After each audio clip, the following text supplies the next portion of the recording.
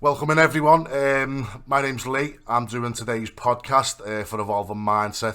Today I'm joined by an old school friend of mine, Mark Nicholas. He's going to talk us through a journey that he's been through with his mental health and through addiction as well. So we're going to go to some dark places. We're going to talk about his recovery and we're going to talk about what he's doing now as well. Mark's been through quite a journey and I'm grateful that he's come on today to share with us, that journey and stuff he's doing now is absolutely fantastic, which we'll talk about more in detail a little bit later on. So, how's it going, Mark? How you doing? Yeah, not too bad. Good to speak to you. Yeah, and it's been a long time, mate. It has, mate. Yeah, definitely. It's all right when you're sort of speaking over Facebook, but it's been a long time, mate. Yeah, definitely. So, Mark, I think we had a brief chat just before we hit the record button, and I think for people watching and people listening, I think it's important that we touch the hard, the raw stuff, and people understand the journey that you've been through and the places that you've been to, through your mental health and through your journey. So, do you want to sort of kick it off, mate, with where all this sort of started with your drug taking and your addiction and your mental health started to deteriorate? Yeah, it's not because we've been speaking to people, sort of like. It's a bit of a cliche, but when people say trying to get the message across to kids in school and stuff, which is something I sort of disregarded years ago, and it started for me. Things started to go downhill as early as in school. I was knocking arm with people older than me and I was drinking heavily, really young, 12, 13. And a friend of mine, while we were in school, his brother was a heroin addict. I mean, at the time, we didn't know. Looking back now, he was. And he used to give us weed to sell. So I was selling drugs in school. You sort of at that age, you think you want to be the gangster, and you're not really aware of what you're doing. And then when I was about 14, 15, I was really ill, got Crohn's disease, which made me ill for years. And then when we got to around 17, he was saying to me, you won't be able to drink alcohol, it'll affect your stomach. So when you're around that age, when everyone starts going out, I was going out but wasn't drinking because of my health. Yeah. And so I was in the 051, I think it was 17, and someone said, have a tablet. It's not like alcohol. And I thought, oh, well, he didn't say I can't have tablets. So I started taking ecstasy tablets at around 17. And that was the start of things really spiraling out of control, if I'm honest. It was going out every week. Then I started selling ecstasy tablets to pay for me nights out. Then I started getting involved in other stuff where I started selling cocaine, selling weed, just totally out of my depth. I was just a kid, and things I was just totally out of my depth. And then a couple of us got nicked, a couple of them went to prison. Luckily, I didn't. And then I continued to sell cocaine. And then that rapidly sort of just took over. It went more about taking cocaine than selling it. I lost everything. My kids, my house. Ended up back at my mum's. And then because I any money that I had at that point, I'd sniffed it all away. I'd lost my house and everything. So I was back at my mum's. And then started taking steroids because in my mind, it was like, I knew someone who run a door firm. So it was like, I get on the doors. Yeah. I'll do that for money instead. Even though I was working still, I had a day job, but not enough to pay bills or get my life back on track and keep up my drug habit. So I decided to go on the doors and take steroids. Another master plan of mine at that time. And then when I went on the doors, things then again took another level where I got involved in more violence, more crime, more drug abuse, because when you're on the doors, you're searching people, you're taking it off them. People are just giving you it. Yeah. You haven't got to pay for it. Then I was finishing work and staying out all night, and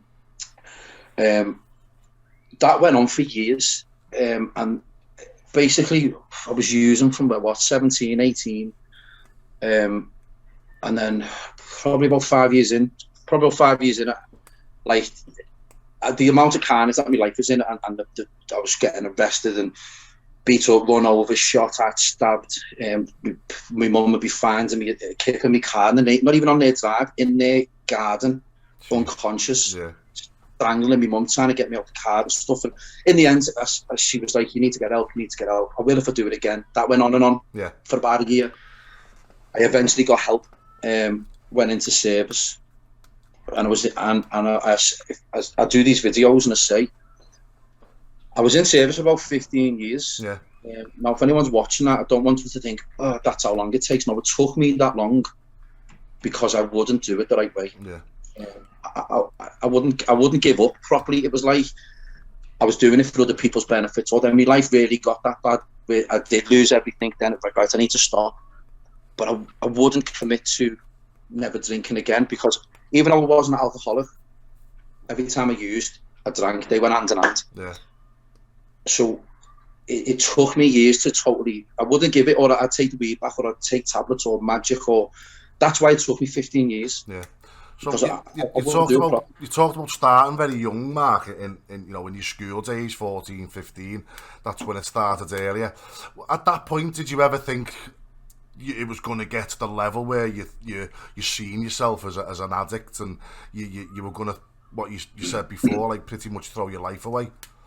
You know what? You don't. And even when you are an addict, if it takes a long time for you to accept and you deal with your addiction, we say the beast, the addiction, however you want to say it. So even when you're in school, you never ever envisage that life's going to go that way. You're a child. I mean, I didn't mature. I just had this stupid mentality and of wanting to be this gangster and whatever, this image. Was that important to you at the time, as having this persona as being Mr. Popular, Mr. Gangster, Mr. I'm doing this and I'm doing that?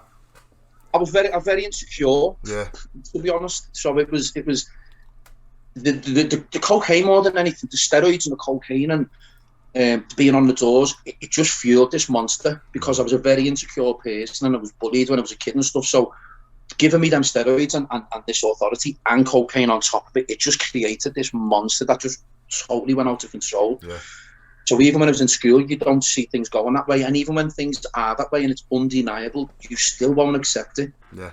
It just keeps spiraling out of control, and your addiction keeps on making excuses and any reason for you to carry on, even though like your life has totally fell apart. And when you haven't got the awareness around addiction, it'll blind you to it because it just wants you to carry on. Yeah. And it's sad. It is sad. Was you ever at a point in regards to when you were, on your nights out and you were taking your cocaine, you were off your face, was there ever a time where you stopped and thought, I can't do this no more, it's killing me, this isn't right? Or was that pressure of continuing this persona, this image that this monster that you created, was that overpowering more so? Not so much the image type of thing. What was, you constantly have them thoughts, like, what am I doing? What that is, that's actually you. That's not your addiction. Like, I used to be in parties and I'd go in the bathroom and I'd be fucking sweating, feeling like I was going to have a heart attack. Yeah. I'd look at myself in the mirror and I'd be like, what are you doing? Like, look at the state here. You haven't been for your kids. You've lost your job. You've been missing for fucking 3 days now. You owe 500, 600 quid. You've not got no money. What are you doing? Yeah. At them moments, that is you, because your addiction is totally being fed. All them desires and all the mind games and manipulations gone at that point. Yeah. And you are left with the grim reality of what you've done. But the horrible fact is, in them moments, because you don't want to face reality, it'll convince you to just carry on. Yeah. Look, you've already done this. You might as well just carry on, because the thought of facing reality, that's why people go on for days, because it'll just keep fueling you for days. Because once it's gone that far, it's like, don't want to face what's gone on. Yeah. But the horrible thing is then, because you don't have no separation around, after a couple of days or maybe the end of the week, or once you've eventually got yourself physically in a state where you can function, the addiction comes back in, and it starts going, you won't do that again. Look at the state you were in. You've, over them 5-6 days, you'll manage to maybe get back with your bed and get back in your house and somehow salvage your job, and you'll lend money off someone, or you'll make a deal with people you owe money to, and you'll scramble all your life back together over them 5-6 days, and then do it again. Yeah. Because the addiction, it doesn't matter. Like, we'll touch on like other points in a bit, but it does not matter. People say, and this is a worrying thing, and I'll have to say this, because people go, I've had someone say it to me this week. I won't go into that, but anyway, someone said to me this week, well, you've got to hit rock bottom before you sort yourself out. that is dangerous, because I hung myself and then used after it a couple of weeks later. Rock bottom is death. If you're aiming for rock bottom until you eventually sort things out, because I thought I'd hit rock bottom, like initially the first time someone took my car in a party and smashed it and wrote it off, and the insurance wouldn't pay out. 12 grand I lost the car, didn't have a car. Then I lost my job, I couldn't buy my car, and I thought, oh my God, this is rock bottom, nowhere near. Then I lost my kids, then I lost my house, then I lost my job, and then I didn't have nowhere to live, and then my mental health, everything just caved in. Then I thought that was rock bottom. Yeah. Then I went another level underneath that, because then psychologically I was absolutely crushed and I couldn't function and I wouldn't open my door. And then it turned to suicide, and then I still used after that. So if people have this mindset of I have to go to rock bottom, I tell people it's dangerous ground, because it will take you to your last breath. It will take you to the grave, this addiction, if you let it. And then you just mentioned there about people saying about it in rock bottom and hanging yourself. What's the scariest sort of situation you found yourself in as a result of your addiction? It's total honesty. Because of my ego and the steroids and the drugs, all them violent situations, like run over, guns pulled on me, whacked around the head with bats, slashed, glassed loads of times, stabbed in the neck. They weren't the worst situations, not even close. The worst situations were when I was in here on my own, when my head had totally just turned against me. Where I'm sitting now, 2 years ago, sitting on that chair, crying here on my own. My birds had left, lost my job, under counselling. I was on all antidepressants. They feed you antidepressants without actually asking you why you're actually, not everyone, but in my case, I was depressed and anxiety because of my drug addiction. But they didn't ask that. I just said I was depressed, and they gave me antidepressants, and then that was another thing on top of all the drinking drugs. The worst moments for me was when I was on my own, like sitting here crying, and then I went upstairs, and I was proper going through it in my head. It was like, I'm doing it. I was hanging off my banister, because I'm like 16 stone, so I was thinking, I don't want to hang off it and it snap, but like I break my neck and then I'm paralysed and then I can't kill myself. And then it come in with or use again. So you won't even be able to use or die. You'll just be stuck, paralysed. They're the horrible moments. Quite intrusive thoughts there, aren't they, mate? What you were having, like. Because you're not, it starts off like, I just wish I was dead, initially, because it gets that bad. It will progress to the point of where I was planning it. Yeah. I was actively planning it out and then was going to do it. And as I say, they're the moments. Yeah. All the physical things and the violence and the stuff, don't get me wrong, it wasn't pretty, and I wouldn't advise anyone to go through that. But the really bad times for me was the mental side of things, the mental health side of things, because it destroyed me as a person. Like, it totally and utterly broke me completely. Yeah. Wasn't the same person. And it got me to the point where it completely convinced me I'd never get back. It convinced me the only way I would get out of this was to die. Yeah. And that's why I started doing them videos, because I know where it can take you. And I was going to, like, I've been to every counselling, AA, CA, NA, Lighthouse Project, Ad Action, all sorts. Just trying to find a way to get better. And then I got onto the ABRT thing and that resonated, but everything works for people. Yeah. But it totally convinced me that at that moment in time now, I'd never get better. And you're a lost cause. You've tried everything. The only way out for you is, and this is what your addiction done, it made me just run up debts and spend everything I had and lose everything, because it was, well, in the end, you can just kill yourself once you've absolutely exhausted it. Wow. And there's not enough with the lockdown and stuff. I looked into it, and like there was not really one-to-one counselling or the right support. There was Zoom meetings and WhatsApp groups and stuff, which I even had to go at. I even looked into and had to go at, and I didn't find that the support was enough. Yeah. Nowhere it can take people. So I put a video up, just tell them, listen, this is what happened to me. Yeah. And if you're struggling, reach out, because I remember that day when I was sitting in here crying, and I remember having a moment thinking, I wish someone had just come in and get me and just make me better. Yeah. But no one ever will. Yeah. Not if you don't reach out and tell people, or there isn't an avenue for you to go down. Yeah. There might be people who've gone to maybe a certain counselling or a certain counsellor, and it didn't work. They could have given the wrong advice, and then their addiction will go, well, you've tried. Yeah. you might as well just carry on like I did for years. So I don't want anyone to live like I lived for years, and I don't want anyone to end up in that frame of mind I was, because that's why people do kill themselves. Yeah, I was a whisker away. Mate, I was a whisker away myself. It's amazing you've said that, in the sense of, and that's one of the things, you know, one of the main reasons why we started Evolving Mindset, and we started helping people for exactly the reason what you said. There was just nowhere for people to reach out, and one of the key things is what we try and teach people, and through the education and through the empowerment of our sessions, is it's okay not to be okay. But one of the key things is acceptance, and that's a massive barrier. Once you broke that acceptance down, and then you reach out and you get support, you can do it. And when there's people like you know, who have been through what you've been through, and are sitting here now and going, look, I've been through this, and we'll talk about your recovery now before we talk about what you've done.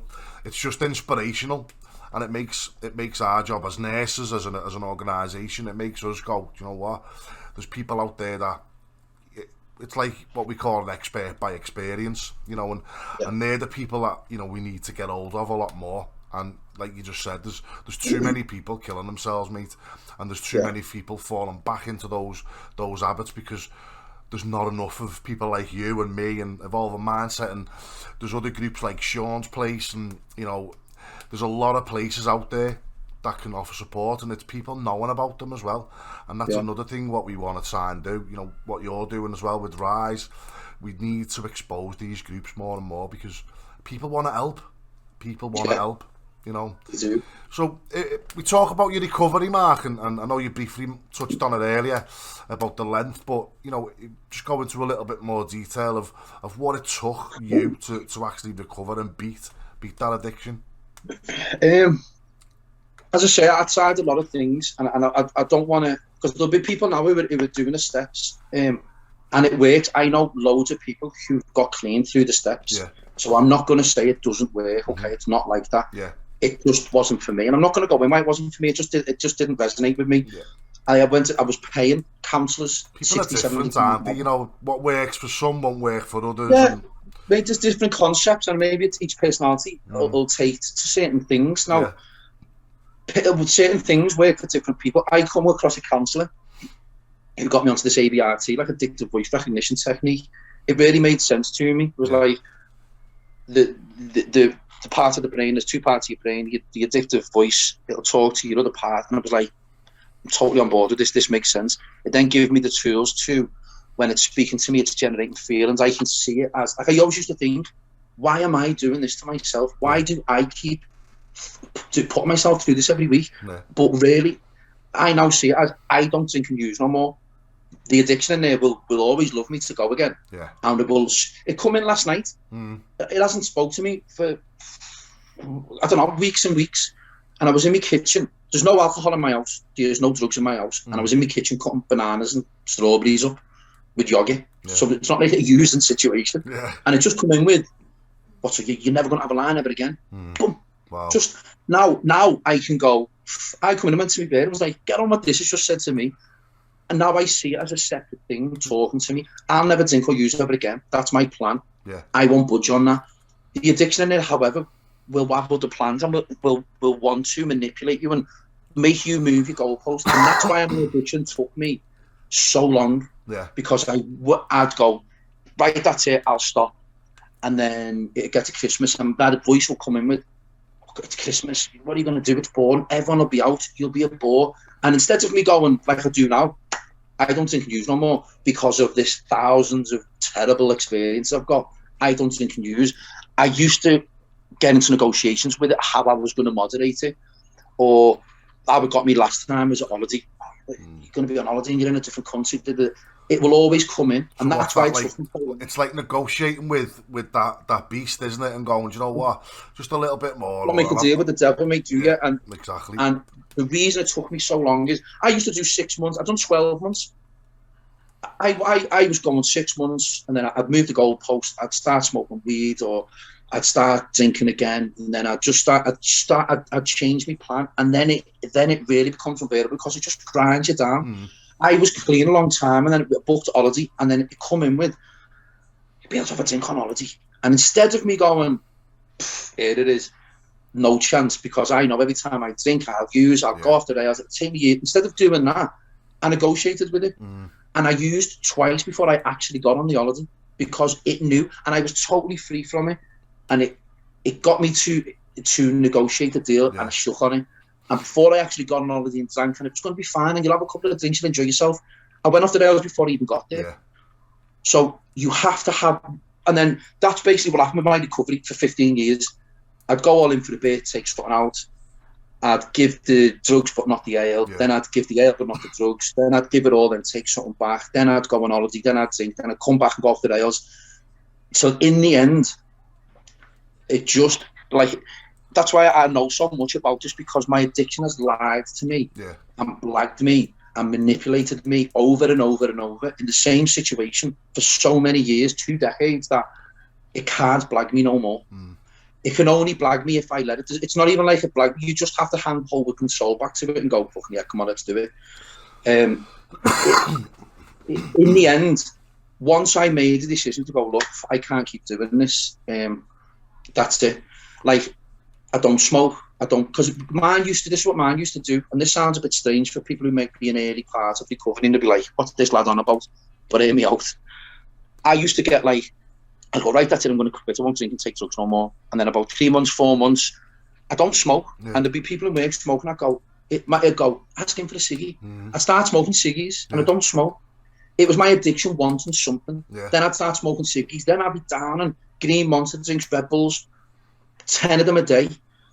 Then I'd be drinking pre-workouts, just driving around in my car. Then it'd just all intensify. Then it'd build it back up, and then it'd be like, oh, you'd be all right to have a bevy. It took me years of noticing that little cycle as well. Yeah. Now it's like, mine really talks to me mainly about having a ciggy now. Have a ciggy, because it knows if it gets me to start smoking, I'm on the way to unraveling my plan on doing what I've promised. So when it just goes now, have a ciggy, I'm like, it might as well say to me, have a line, because I know indirectly that's what it wants. Yeah. But it won't just come in with, it's very manipulating. I say to people, do not underestimate how manipulating this thing is. It's psychological warfare if you let it. Yeah. If you start trying to negotiate deals and let it convince you that you will be able to moderate it, or things will be different this time, and it never is. It never, ever, ever is. It will always end up in tears. Where after 15 years, 20 years of that, in the end, it was like, I'll do anything. Yeah. Tell me what to do, I'll do anything. And I'm totally committed. And then it's been, in comparison to all of them other 15 years, an absolute breeze. If I'm honest, once I've done it properly, if you do it the right way, it's a million times easier. So what is different now then, Mark? What's different to all those other times before? It's just what I've said. I have no future plans. If Everton won the league, I wouldn't even have a celebratory drink. If I went to the moon, if I met the Queen, if I won the lottery, I will never drink or use again, because even if I won the lottery, I would kill myself in a matter of weeks. There's absolutely no middle ground with this, and I finally accept that. Yeah. As an addict, you go to counselling and you listen to what people say, and it'll let you get on board with some, but your addiction will go, you're not doing that. How can you not go out no more? Yeah. How can you not do this? What about your daughter's wedding? You've got to have a toast, you've got to have a drink. It will be in there, not letting you commit. And because for 15 years, I was convinced I'd find this magical place where I could moderate it, or I'd just be able to do it now and then. I'm failing miserably every time, and then always wanting to kill myself and lose everything and hurt everyone around me. In the end, I just had to go. Yeah. I'm not going to do it. Whatever. What do I need to do? I'll commit 100%. Yeah. And that was it. That was the game changer. Brilliant. That was the difference. That was the total difference. Then I could totally focus on just getting clean and staying clean. And then after a period of time, now mine's just like again, like I said last night, mine doesn't come in. I don't struggle with it on a daily basis. It'll just pop in every now and then with a voice. Now it's a thought. Yeah. You can't stop it. It's an impulse in your brain. It'll just come in. How this is won and lost is it's how you react to that thought. Yeah. So in the past it had gone, so you're never going to have a line again. And then years ago I'd have gone, oh God, you can't have it. Probably at Christmas I'll be all right. Or what about if you're out in Ibiza with the lads? That's the difference. Definitely. It's how you react to the thought.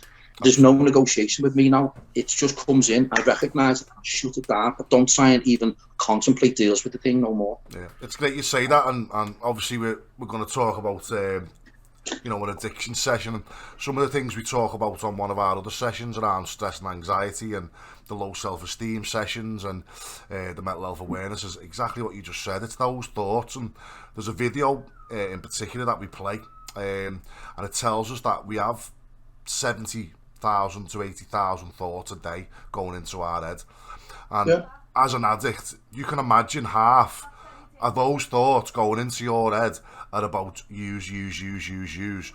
It's putting that into context, isn't it, Mark, for people to understand that that's what's happening, because on an average, a normal person is going through that many thoughts within their head every day. Imagine how an addict's going to feel. And some of the things we do is around the cognitive triangle, and it's taking control of those thoughts and making people understand that it's not the situation that you're in that causes those thoughts and those stresses and those anxieties and those addiction. Exactly what you said. It's your psychological reaction, because we can all be in the same situation. We'll all react differently. You've nailed it. It's like I try and say to people this week, the sun comes out. Yeah. Get on it. Or about people, a girl I've just been speaking to before, split up with a fella, another girl, she got laid off from work. Instantly it'll be, now there's situations, I say to people, bad things are going to happen in life and stressful situations, but your addiction will come in and try and convince you that using drugs and drinking on top of a bad situation is going to make things better, where in reality it makes it, because that bad situation is still there the next day. Only thing difference is then you aren't mentally capable of dealing with the situation at all, because you've used on top of it. It makes everything so much worse. It's how you respond and react to these situations, where at the early days it's hard, because as addicts we've always, good news or bad news or any situation, it'll drive you to use on, and we did for years. So it knows that's the reaction your addiction will create. When you have the awareness to go, here it is, you recognise the fact that it's doing that, and then you have to have the ability to be aware, shut it down, do all the techniques that we talk about to deal with that. And then in the end, creatures of habit, you reprogram, where that's all I used to do. And then yes, it's tough at first, as you say. The persistent thought and the constant thought and generating feelings and images in your mind, it is very persistent. I say to everyone, look, it's not easy, but living the rest of your life as an addict is horrendous. You can go through some persistent battles with it for a couple of weeks, and then it really does start to taper off. It doesn't completely go, but the first couple of weeks are really intense. But it's doable. You can do it. You can withstand it, as long as you speak to people, you build your awareness up, you actively do something about it and try and change your habits and routine. You then create new habits and routines that don't involve drinking drugs. Absolutely. Brilliant, Mark. So now, what's Mark doing now? What's Mark doing now that's different, and what's Mark doing to help people? Because one of the reasons why I've got you on this podcast today is because I've been watching your videos on Facebook, which are absolutely fantastic, mate. So, well done for that. And so just talk to us a little bit more about where that come from, and what you're doing, and what any plans you've got moving forward. I mean, I work full time. I've managed my family's engineering company, so that's my actual full-time job. Counselling or something, I always had a passion for it, or helping people. I went to night college years ago and got like an MBQ in counselling, because it was something I wanted to get into, and then at the time wasn't in control. It was through a period where I was clean but I wasn't committed, and then went back off the rails again. But during lockdown, I know two people who've killed themselves. I'm obviously being in service for so many years. I know a lot of people who were clean, who've relapsed, who are back on antidepressants, and people have reached out to me. These were just a handful of people who were new, because they knew my background. So it got me thinking, like, this is just a handful of people who've reached out to me. How many people are who during lockdown, it's totally sent them off the rails. So it made me think. And I was aware that, like, there was no, unless you pay the counsellor £60, you could get a one-to-one consultation or session with them. But Add Action and stuff like that, and all the other groups, they're closed. So people really, and if you haven't got control over it and you get put in that situation, it'll bombard you. And a lot of people were in a bad way. So I was aware that was going on. So I shared a video just saying, look, basically just saying what I've said. I know people kill themselves. I know people that are really struggling. I explain my story. I put something up like I'll do a lot of training, and I said, listen, if people want personal training, I'll do them outside. I'll do it for free. Anything that will help you. If you just want to talk, I'll give you the advice. I'll show you the techniques. So I put that video up on my Facebook, just expecting people on my Facebook who might have had problems to reach out, and it took off from there. If I'm honest, it got like I think 9,000 views or something. Wasn't it? I'm good friends with Lee Butler. We went through service together, and I owe Lee a lot. Let me tell you, because the final time that I got Lee, it was him who recognised where I was and pulled me back. He shared the video. And obviously, he's got a broad scale of people there, so it just really took off, and I was getting loads and loads of people messaging us, speaking to them. But I really started seeing that it was making a difference. They were like, "I'm week clean, 2 weeks clean. I feel amazing." What I'm offering is basically.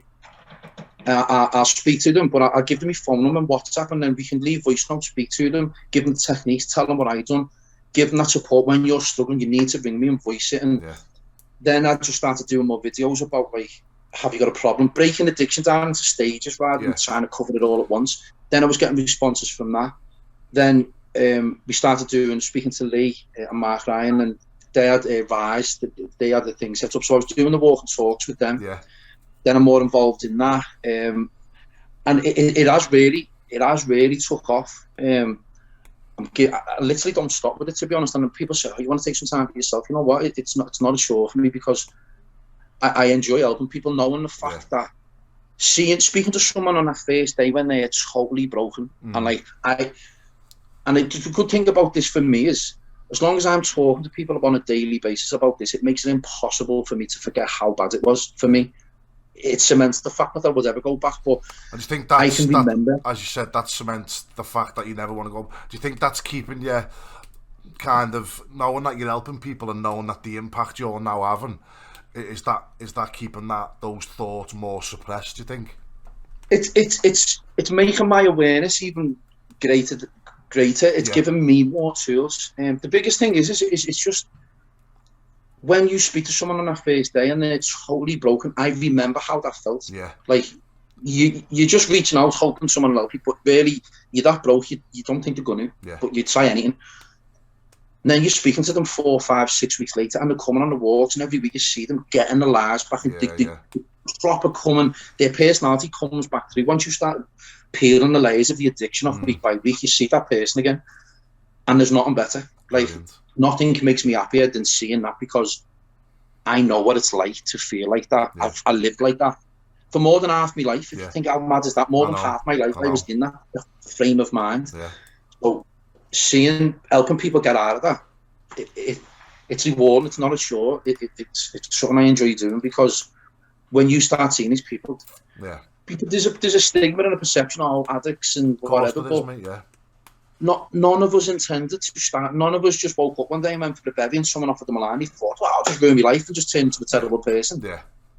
It just is unfortunate that this happens. Do you think that impacts a lot on you know, we talk about stigma within some of our sessions, Mark, in regards to, you know, predominantly mental health and the stigma, you know, when family members or loved ones become mentally unwell, and that fear of the family or loved ones not understanding and not having that knowledge of mental health push them away or turn their back on them. Do you think stigma impacts addiction in the same way? To be honest, the first video I ever put up was exactly that. The stigma around mental health and addiction. At the minute, I mean, if you look back, say 5, 10 years ago, you couldn't come out and go, or people didn't come out and go, "I'm depressed, I'm really struggling here." The stigma around anything at that point, no one spoke about it. I think it is getting a bit better, and there's more people coming out and talking about it. But the addiction side of thing, I found, that's why a lot of people, I went to doctors because I had to, because I tried to kill myself and working, and my mum knew, I need to go to doctors. I went to doctors, and I was diagnosed clinically depressed and anxiety, and I was on care teams, I had counsellors I could just ring. I was on 2 types of antidepressants. But I didn't tell them that I was like that, because I was using, drinking drugs. So don't get me wrong, I'm not saying everyone who is depressed, but this is just my story. And a lot of people I speak to, once I addressed my addiction, I don't take antidepressants at all no more, Yeah. and I don't see counselors, and I don't get suicidal, and I'm not depressed. I have normal levels of anxiety, like normal people get, like things in work, a bit anxious. It's a normal feeling. It's when it's out of control, and it's you anxious for nothing, and you wake up with waves of depression, and then you use on top of that, and then you give an antidepressants because you're not actually dealing with the thing. It just can snowball. But being able to come out, see, I'm in a lucky position now because I've got no one I need to hide it from, and I don't really care, to be honest, what people think, as long as I'm all right and I can help people. Because I work for my family. Now, it was impossible for me to hide my addiction at one point because I'd go missing for weeks, or I'd get arrested, or I'd get smashed up, or I'd cause utter carnage. It was common knowledge, people close to me, what was going on. And I now work for my family, so it's not like I have to hide it from work. So everyone around me knows my story. So I'm in a lucky position. I can come up and just tell everyone. And I don't really care if people frown upon it or have got bad things to say about me. It is what it is. I think it's important what you said there, isn't it? You know, the people who you care about most and love, that you surround yourself with, know warts and all about you, and I think that's one of the things that is trying to get across to people with addiction or mental health, is that reach out to those people that you love and support, and when you accept that there's an issue and you reach out, that's when you're going to get on that train and get that. What I find that voice in your head, your addiction, or the voice that comes with depression and anxiety, because that's there also. It will convince you, like you just said, don't tell them, they won't understand. But really, when you do come out and tell people, they're very understanding and supportive. The people what I find is family and friends and people who genuinely care about you are always supportive.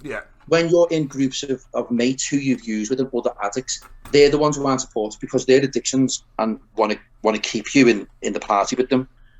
They're the ones who aren't really supportive. Other addicts sort of don't like the fact that you're leaving them. When you really open up and speak to your family and go, it will convince you that you don't do that because they'll be stressed and they worry. But then it makes you consume it all, and it eats away at you, and it makes your depression and your anxiety worse because you can't speak to no one. The world caves in around you, so you drink and use more on the back of it. If you do come out and just talk to people, what you'll find is most people will be supportive, and they'll know something was wrong anyway. Everyone knew. Like, they will know if they're close to you and they've seen you grow up. Gradually, they'll see this person change. You won't recognise it because you're so consumed in what's going on, and it's that gradual. You don't notice yourself so much. Other people can see it.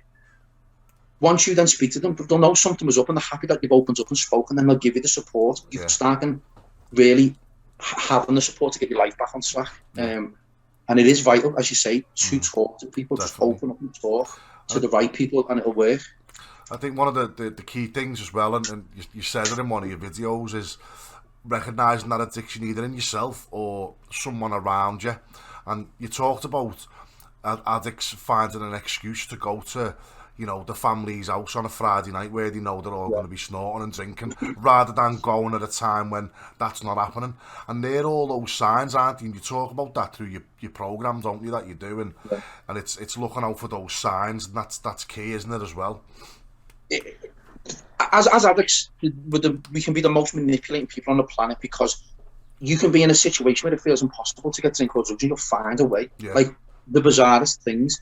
So when you're dealing with an addiction, at the early stages, it'll just talk to you.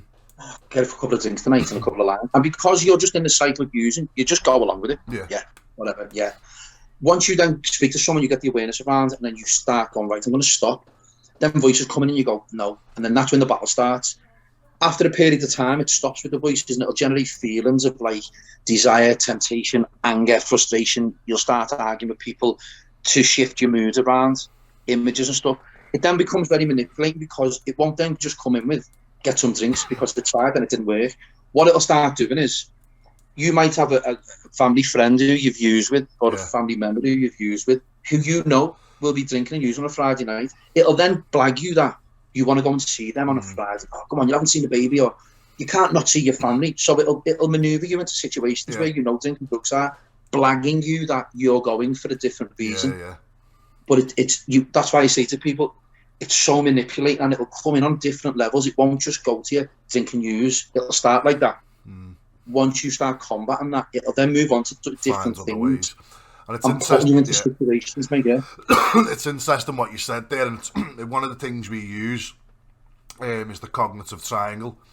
And you kind of hit the nail on the head there. Is you get those thoughts, and then you get those feelings, and then what happens is those behaviours start.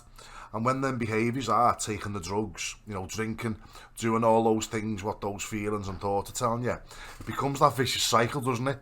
Because what those behaviours do, they then reinforce those thoughts again. So it becomes that cycle, doesn't it? There's the behaviour, there's the thought again, there's the feeling, there's the behaviour, and it comes on, and you've got to break that cycle, haven't you? Initially, because once you break that cycle, because I remember when I was trying to get, and I'd be like, I just need to get past the week, but then I was setting time frames on it, and then it builds up to that magical 7-day mark that I'd set myself, and it beat me, and it grind me down, and then I'd use, as you say, it's behaviours, and it knows when to come, and it knows how to manipulate it, and then you just keep on generating the feelings. It's manipulating, it's blagging you that it's this, it creates feelings, then you use, then you're like, how did this happen? I'm not doing it again, and then you just keep going through. I mean, I've got people I'm speaking to a girl yesterday, and she was adamant, like I couldn't get it across to her. She was like, oh, how I will never be able to enjoy myself. My life will be crap if I can't have a bevy with me mate. I said, but you're speaking to me because your life is in ruins because you drink, but it's convinced you that your life will be miserable if you can't drink. So it's telling you that you need to be happy to drink. If you're drinking, you'll be happy. Yet you're speaking to me because you're miserable because you're drinking. It makes no sense, but that's the cycle and the logic behind an addiction. It's bizarre when you think about it, because part of your brain is telling lies to the other part of your brain, and your other part of your brain believes it. And that's why every time you use, you're like, how did that happen again? How did I let that happen? And why do I keep doing this to myself? It's because you're lying to yourself, and you believe, but genuinely believe in your own lies. It goes back to the point of, they genuinely believe at the time they go into someone's house because they want to see them, because it's like it's manipulating them. It's so believable at the time. Once they go there and use the next day and then speak to them, you're like, I knew what I was doing. It lets you see it then. So, but at the time, it doesn't. And it's frustrating. But as I say, it done that to me that many times that it was impossible for me to learn the lesson. It was impossible. We've covered a lot, and you talked about your journey and that dark place and your recovery and what you're doing now. People watching, Mark, you know, are gonna be looking back, and they're gonna sort of relate to you. And I think the good thing about what you're doing is, it's a big thing with people to open up, isn't it? Is trust. But what you've got there is that empathy that you can show people. So, with that said, how can people get hold of you, and how can people get in touch with you, and what can we expect moving forward for you in regards to what you're doing to combat addiction and helping other people? As I say, we have the Rise Facebook page and Marcus Nicholas on Facebook. I'm offering support direct. I speak to people, I give them advice, and I'll just give you my mobile number, and we just talk over WhatsApp. And what it is the good thing is, even though I am in work, you can have like a conversation at your own pace. Where I'll WhatsApp, they'll say to me this, I'm struggling here, and I can leave them a long voice note, like, this is what's going on. They can then reply. Because what a lot of people is saying to me is, I'm not sugarcoating things, and I'm putting it to them in ways that they understand. Like, this makes sense. He's saying to me what I'm thinking now. Not because it's like, oh, look, me, my mind reads it. It's always the same. It says the same things to me as it will to someone else. And I've been in that many group sessions. It's so manipulating, but it's always the same. So, as I say, I think people get me on Facebook. We have the Rise Facebook page, website, and there's me, Lee Bolton, Mark Ryan. We do that, and obviously we'll be looking on doing stuff. And we've got a lot of ideas. We want to start having group sessions, and I'm just going to do everything I can to help as many people as I can. Once this lockdown finishes, we can actually have. They're the best. Normally, you can get a group. The walk and talks are good. We go on a walk and talk, but obviously, there's that many people. If you're walking, it's hard. You only speak to so many people at a time. Yeah. If you can have a room where there's 20, 30 people in, and you can conduct a proper meeting, there where you really learn, and you can learn from other people.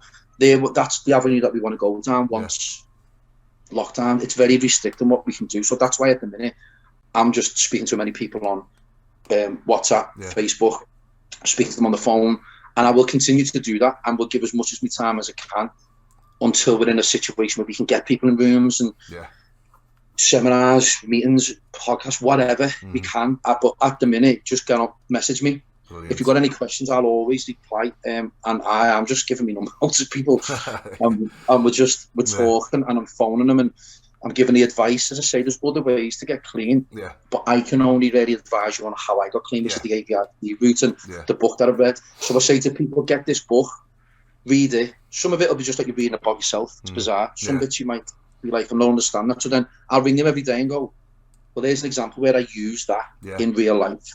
And then they go, right, okay, I understand that. Then they have that tool. So when that comes up, they can go, right, and use it. And that's what we're doing. As I say, for now, it's a bit tough. And it is really taking off. So there's more and more and more people coming on. But I do it from I get up, I go to work, and then from I get in, right till I go to bed, I'm speaking to people, messaging people and whatever, and I'll continue to do that.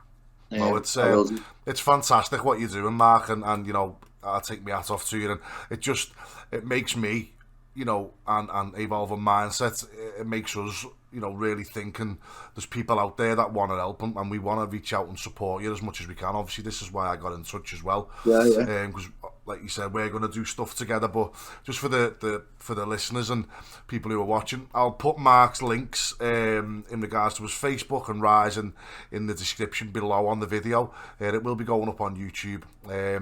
You know, and we'll also just extract the voice from it as well, so you'll be able to listen to it on Evolving Mindset's podcast page as well.